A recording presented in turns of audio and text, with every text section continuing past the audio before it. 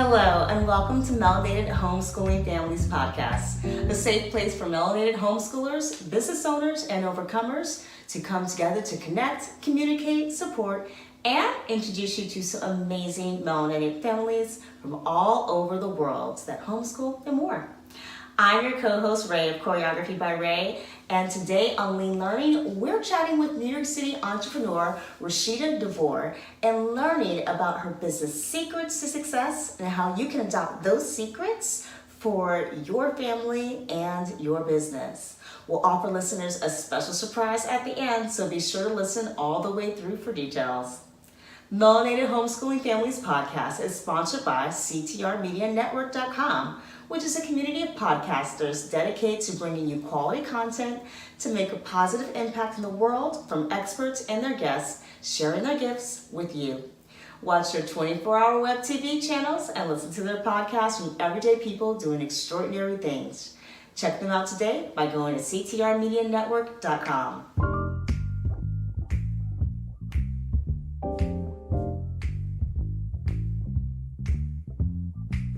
Hello, Rashida. Thank you so much for joining us on Lean Learning. How are you? I'm doing well. Thank you for having me.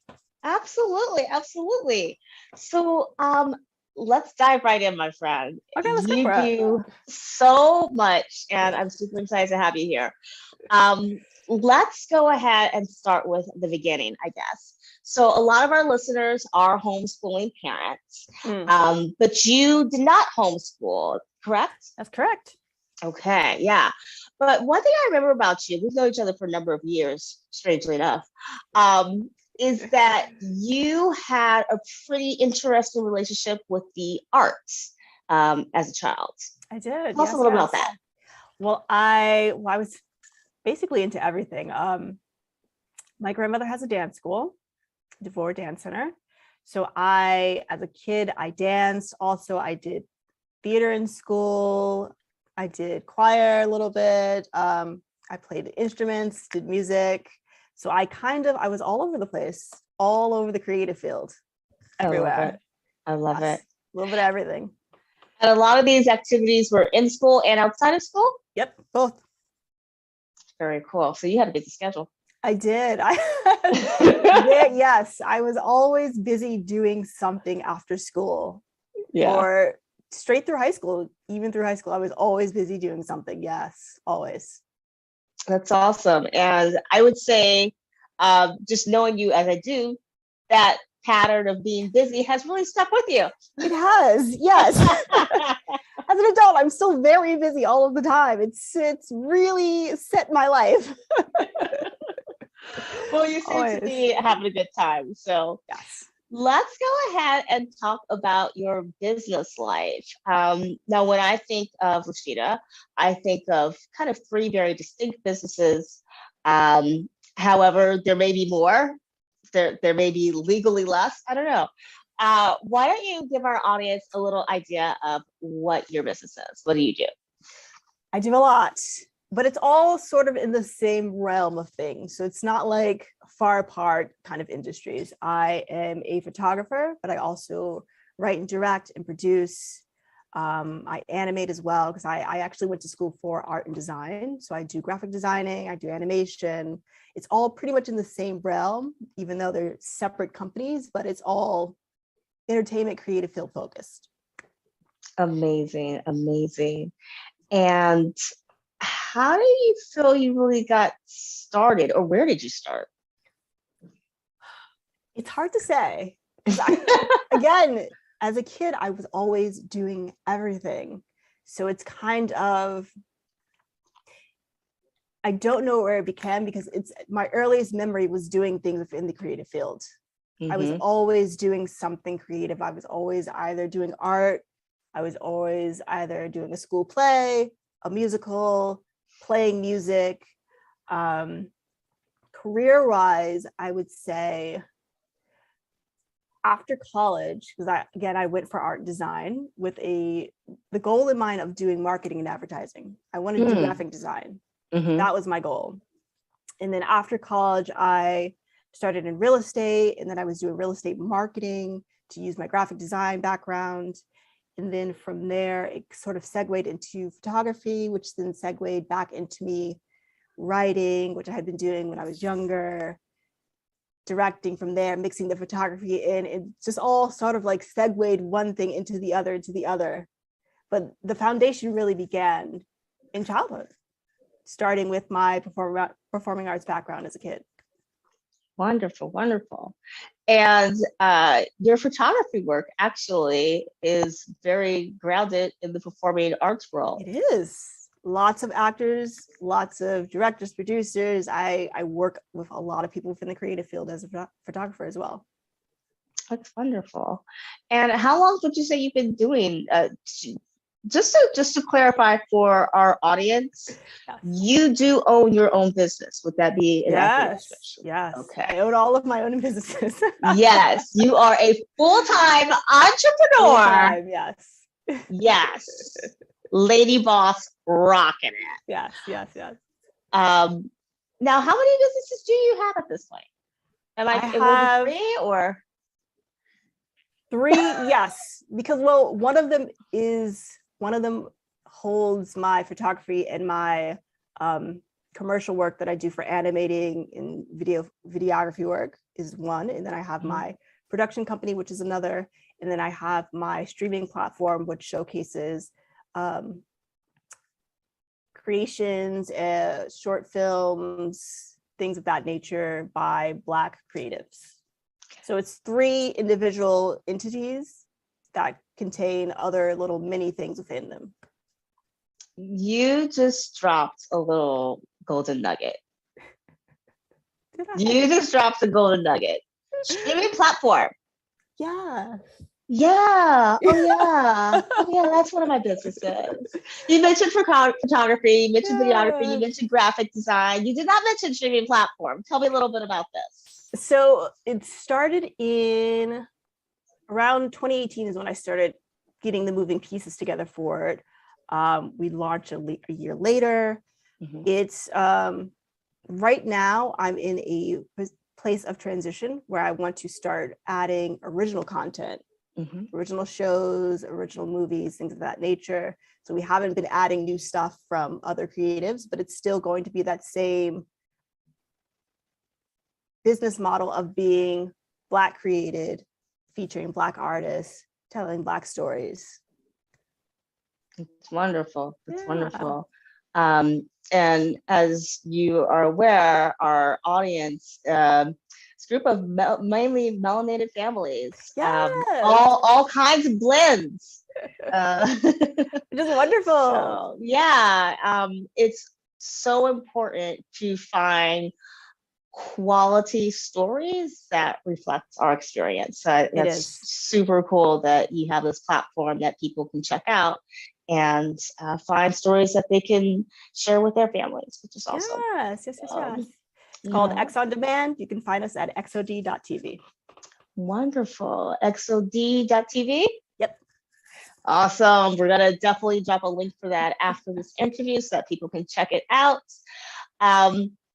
I am curious because you did mention we. So with all these businesses, it sounds like you have 100 people working for you. I don't.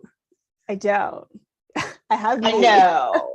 Tell us more. With my thing is I have a really hard time delegating tasks off to other people because I myself am such a perfectionist.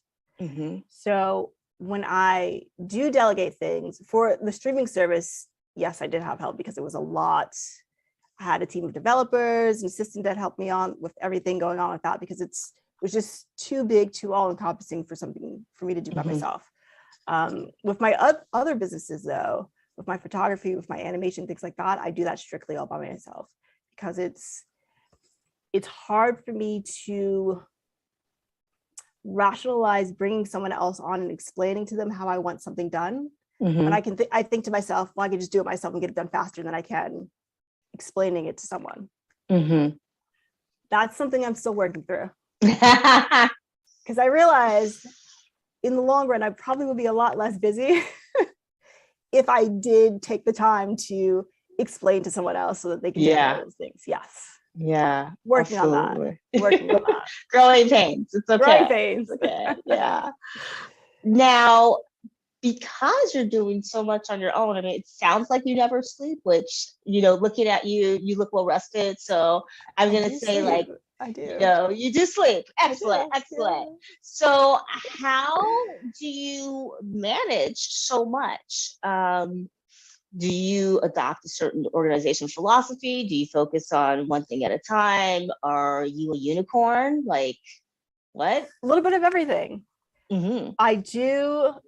Over the past couple of years, I learned the art of saying no and not taking on more than I can handle, which is something that it took me a really long time to really grasp that concept. Mm-hmm. It's okay to say, you know what, I've got too much on my plate. I can't take this on. It is what it is. That's something I feel that a lot of entrepreneurs, it takes us a longer time. There's a learning curve there because we're so excited to have opportunities. We're so excited to take on new work. We're so excited to learn new things within our fields that we don't want to say no because we're like, we don't know what this opportunity may lead to. Mm-hmm. Absolutely. We don't know, and we also don't know if this might be the last opportunity we have for a long time in this, for this specific thing. So that's something that took me a few years to really hold on to, let sink in, and implement into my business.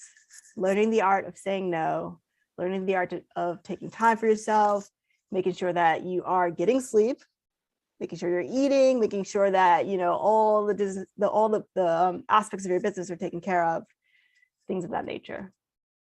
That's wonderful. And everything that you just said is also something that I say are tenements for parenting, right? Because it happens where parents don't want to say no.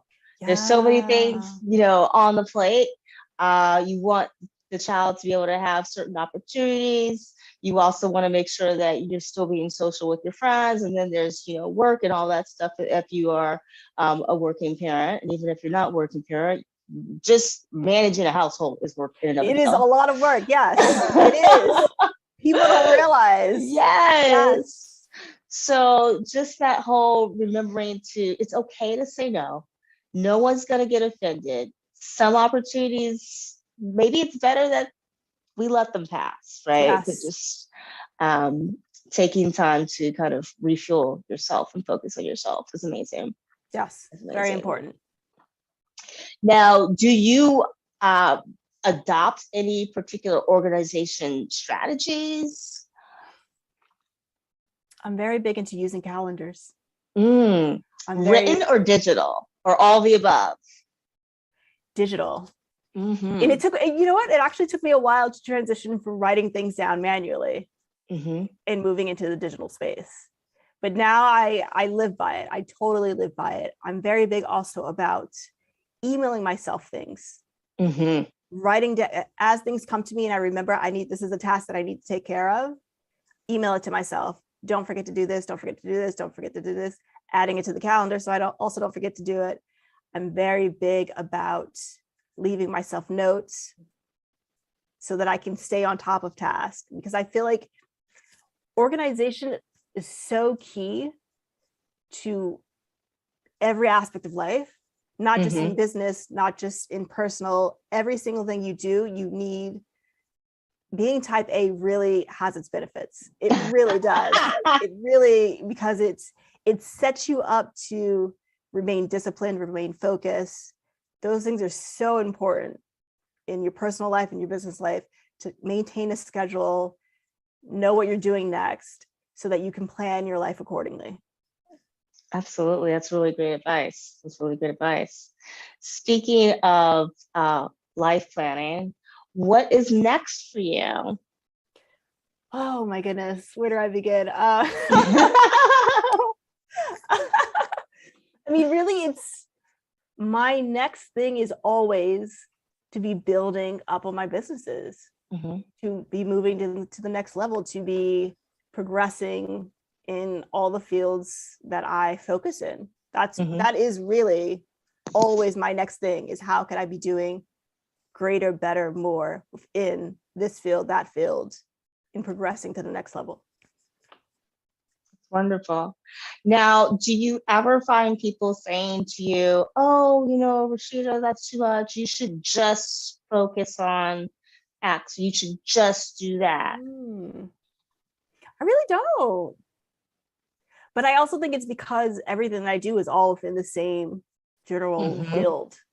I feel like if I was someone who had like 5 careers in 5 different fields, and people would be like, why are you in 5 different fields? But I feel like everything I do kind of relates to the next in some way or fashion, that it doesn't seem off. And I feel like that's a lot of the reason why I'm able to maintain myself and my businesses the way that I am, is because everything kind of just generally works off of each other in some way or fashion. Wonderful. Yeah. What would you say was the biggest life lesson you had as a growing up that has impacted the way you do business today? Biggest life lesson. Could be something that you learned in school, or something that you learned from your family, or in the arts. Any way you choose to define that. I feel like something that I learned over time growing up is the art of giving yourself grace. That would be something that I say is a major life lesson, especially as an entrepreneur, especially as a business owner. We oftentimes will compare ourselves. And that notion that comparison is a thief of joy is real. That is a real thing, because you really, especially business owners just starting out, a lot of times we will look to other businesses within our field that have been in the game for, decades, that are, billion-dollar corporations. And we'll think, why aren't we there yet? But it's like, we've been in business for 2 days. It's like, yeah. What? That is something that really, it's also that mindset of the things that you see on Instagram, how they don't relate to the real world experiences. That is something that also parlays into business, because we're looking at businesses be successful, and we're not being conscious of the fact that they had to work so hard, and they required so much investment from not only people, but money to get to where they are. So if you're just starting out, you have to learn to give yourself that grace and not expect yourself to be a major multi-billion-dollar corporation tomorrow. Because I mean, look at Instagram. Instagram is a multi-billion-dollar business, and it crashes monthly. There's always a bug somewhere. Billions of dollars are go into that business. There's always a bug somewhere. Disney is a multi-billion-dollar corporation.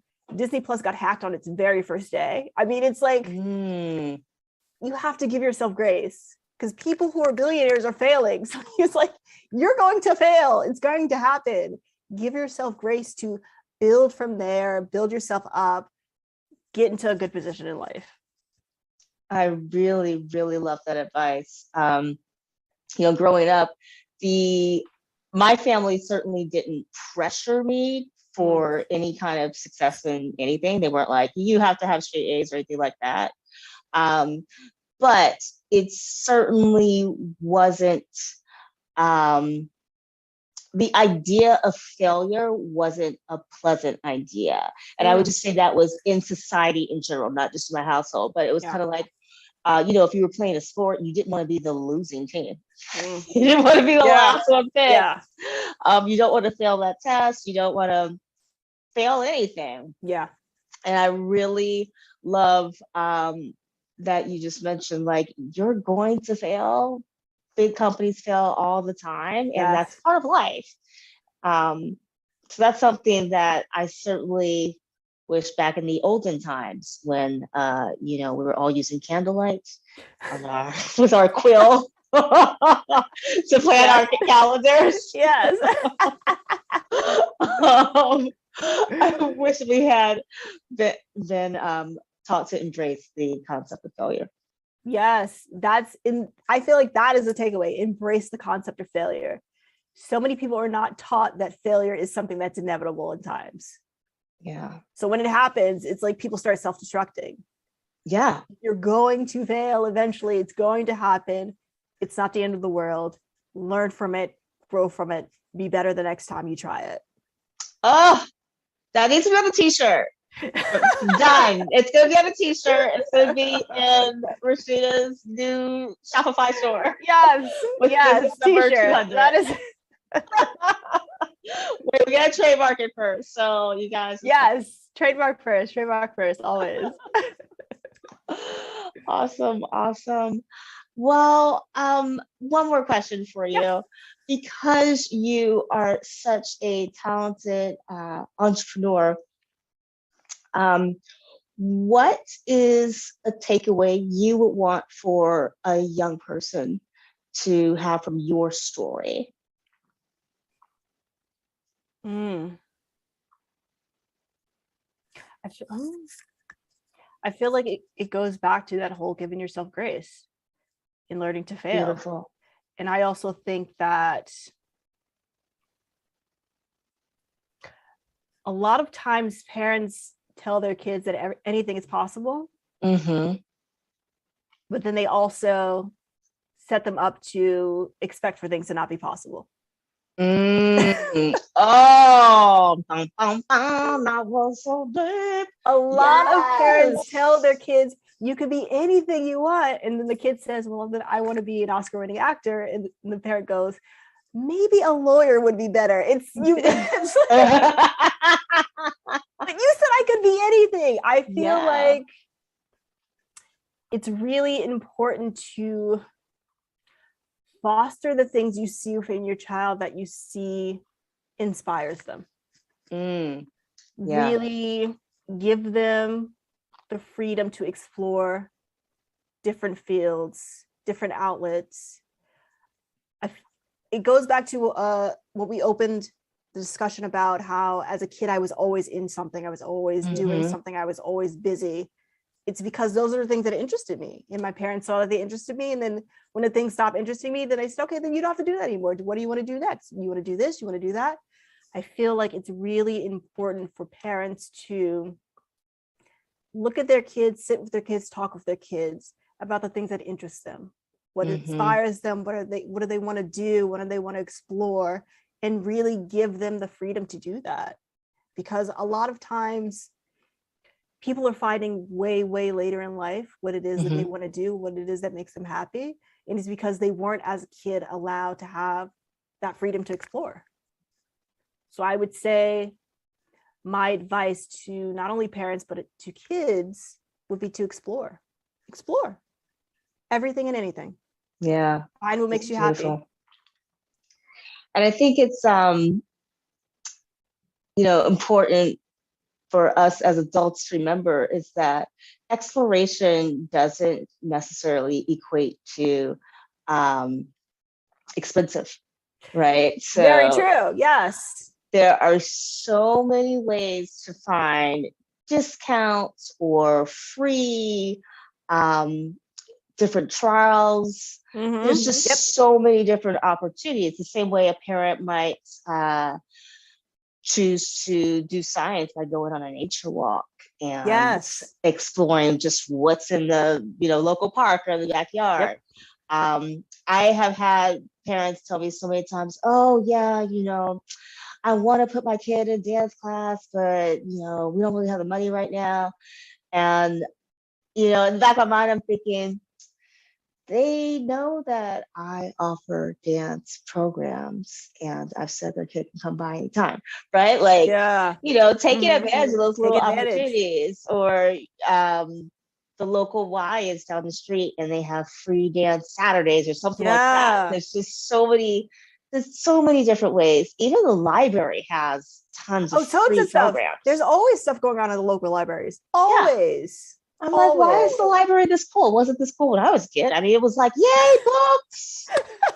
I was excited about the books. Now you get excited over the music and the, the puppets and there's crafts. They have like crafts. Yes. That was another thing. Night.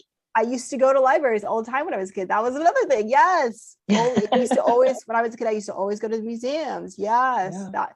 Explore. That is, there's nothing you take away except for one thing. Let that be the takeaway. Explore. Allow your children to explore.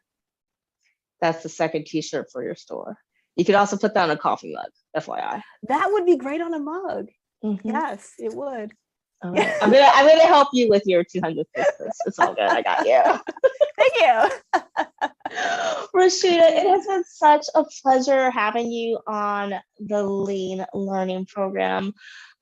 Please stop by again anytime. Congratulations with your success as well. Thank you so much. It's been an absolute pleasure.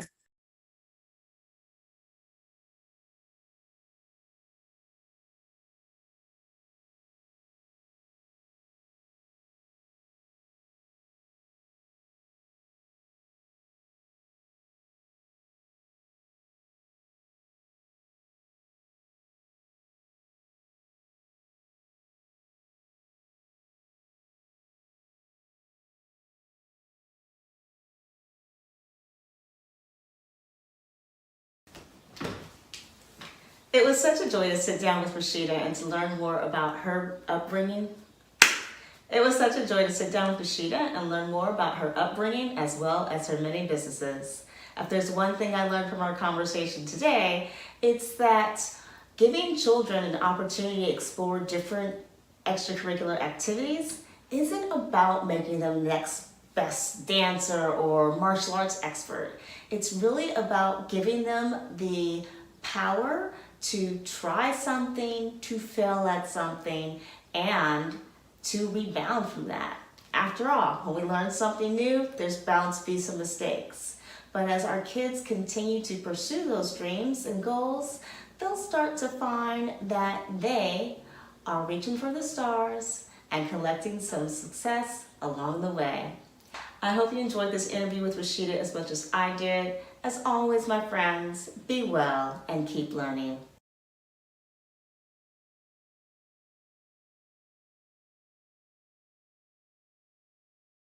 You did it! You made it to the end of this podcast. And so, as a little reward, my friend, it is time to do a giveaway.